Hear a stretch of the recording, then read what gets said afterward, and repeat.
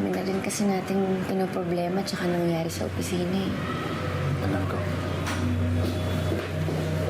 I'm sorry to keep you waiting, Mr. and Mrs. Viloria. I have a patient kasi I need to attend to immediately. Etong nakapala yung results niyo. Salamat, Doc. Ano po yung resulta ng asawa ko? Okay naman po, Mr. Viloria. All I can see is that normal lang sa asawa mo ang magsuka at mahilo. Sabi ko sa'yo, pagod lang to eh. Naku, Mrs. Viloria, yan naman ang hindi normal. At your condition right now, dapat hindi ka na nagpapagod at hindi ka na nasa-stress. Bakit daw, Doc? Mrs. Viloria, you are pregnant. Congratulations to the both of you.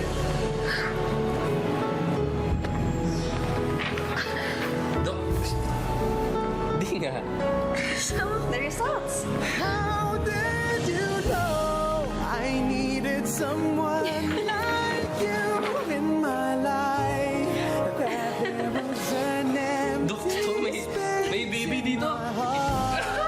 You came at the right time in my life. Baby!